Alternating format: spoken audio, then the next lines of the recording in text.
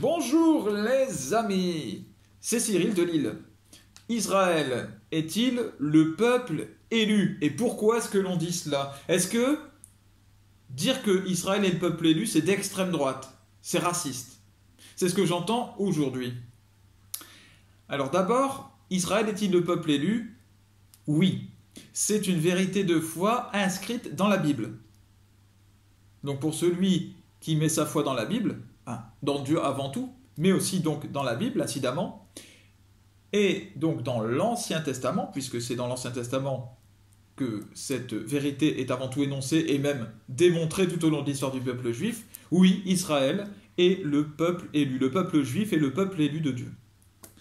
Une fois que l'on a entendu cela, il est important maintenant de retirer ce qui est de l'ordre de notre déformation, ce qui est dû à notre défaut d'interpréter de mauvaise manière et de ne plus savoir entendre ce qui est dit réellement.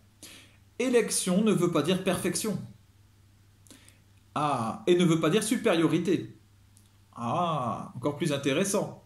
Peuple élu, donc, ne veut pas dire peuple parfait, ni peuple supérieur. Ça veut dire peuple choisi. C'est tout. Alors certes, il y a une forme de préférence pour ce peuple-là. Dieu a choisi, a mis sa préférence dans un peuple pour faire sa volonté. C'est tout, ça s'arrête là. Le peuple juif a souvent été infidèle à l'élection. À cette élection, Dieu lui a dit à son peuple: tu seras mon fils, je serai ton père, tu feras ma volonté, nous nous aimerons, etc. Magnifique, il y a des moments magnifiques, il y a des phrases extraordinaires comme ça, très prenantes, touchantes d'amour, de profondeur dans l'Ancien Testament. Et pourtant, eh bien, ça n'a pas empêché le peuple juif parfois de cracher au visage de Dieu, de s'en éloigner, de le rejeter. Alors Dieu s'est retiré, et le peuple juif a souffert, a eu les conséquences de ses mauvaises actions, de s'être détourné vers des idoles. Et l'histoire du peuple juif, au final, c'est l'histoire de tous les peuples. Tous les peuples sur terre ont connu ça. Chrétiens, musulmans, quels qu'ils soient. Ils ont tous eu des périodes où ils se sont éloignés de la volonté de Dieu. Et ils ont eu des conséquences mauvaises, forcément. Mais le peuple juif, c'est un petit peu, vous savez, le peuple prototype. Voilà, pour tout le monde. Ce qui est important de dire, c'est que, pour les chrétiens, nous ne vivons plus dans l'ancienne alliance. L'ancienne alliance, c'est celle qui avait été établie, donc celle dont j'ai parlé, sur Abraham. Dieu qui s'adresse à son peuple en disant « Tu seras mon peuple et je serai ton Dieu », etc. Dans une relation filiale, père-fils, fils-père. Mais depuis Jésus, il y a une nouvelle alliance qui a été établie, qui a été élargie à tous ceux qui veulent faire la volonté de Dieu, puisque ceux qui avaient été choisis, les invités en fait au paradis, n'ont pas fait la volonté de Dieu, n'ont pas respecté. Alors Dieu a dit, eh bien, dans ce cas, j'élargis mon alliance, ma fête du paradis, je l'ouvre à tous ceux qui sont prêts à venir, à faire ma volonté. Voilà. Être prêt à venir, ça veut dire selon Dieu, c'est faire sa volonté, c'est-à-dire aimer. Aimer Dieu de tout son cœur et aimer son prochain comme soi-même. C'est-à-dire, donc, pour résumer, que pour le chrétien, pour moi, même sans être du peuple élu, de l'ancienne alliance, il est possible de plaire à Dieu tout autant, en respectant ses commandements, et donc de rejoindre le paradis.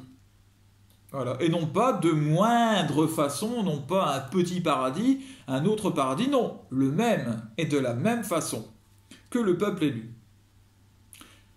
Mais attention, Dieu ne revient jamais sur sa parole. Donc, le peuple de l'ancienne alliance, le peuple d'Israël, reste le peuple élu de Dieu, le peuple choisi de l'ancienne alliance.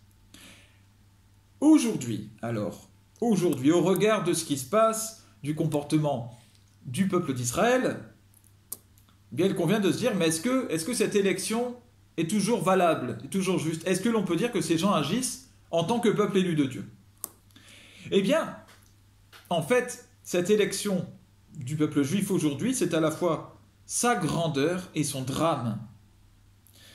Sa grandeur dans la mesure où, effectivement, par ses actions, par son attachement à Dieu, il a montré des signes gigantesques qu'aucun autre peuple n'a pu montrer. Voilà. Et ça, c'est dans l'Ancien Testament, surtout. C'est sa grandeur et c'est ce qui fait, en fait, la renommée du peuple juif et d'Israël. Son drame, c'est pour ceux qui se détournent de lui, de la volonté de Dieu. Parce qu'ils auront à en rendre compte d'autant plus fortement qu'ils avaient été choisis. Comme le dit notre ami Peter Parker, Spider-Man, un grand pouvoir implique de grandes responsabilités. Donc lorsqu'on vous a donné beaucoup, on vous demandera beaucoup. C'est très simple cette histoire de peuple élu. En politique, il y a des personnes qui sont élues. Le président de la République, il est élu.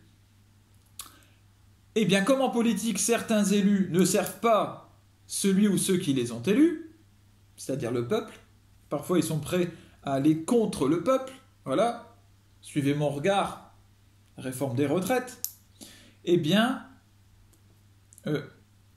ils sont d'autant plus en violation de leur élection. Le peuple de Dieu est constitué de ceux qui font la volonté de Dieu aujourd'hui. Donc, d'une certaine façon, à partir du moment où vous faites sans élection, même si vous faites, si vous n'êtes pas du peuple élu, quand vous faites la volonté de Dieu aujourd'hui, eh bien vous en faites partie. Et si vous faites sa volonté, que vous êtes issu d'un peuple le plus éloigné qui soit d'Israël, eh bien, votre place au paradis sera plus assurée, bien plus assurée, que celle d'un juif, d'un membre du peuple élu, donc, d'Israël, qui lui se sera détourné et aura refusé Dieu toute sa vie. Voilà. Élection ne veut pas dire perfection, élection ne veut pas dire supériorité, élection ne veut pas dire sauver. Élection ne veut pas dire salut. Élection, élu ne veut pas dire que la place au paradis est assurée. Voilà pourquoi c'est à la fois, je le disais, la grandeur et le drame du peuple élu, selon qu'il fasse ou non la volonté de Dieu. En tout cas, que chacun s'attelle donc à faire la volonté de Dieu, quel qu'il soit, juif, musulman, chrétien ou autre. Que Dieu vous bénisse, bénisse tous vos proches. Salut les amis.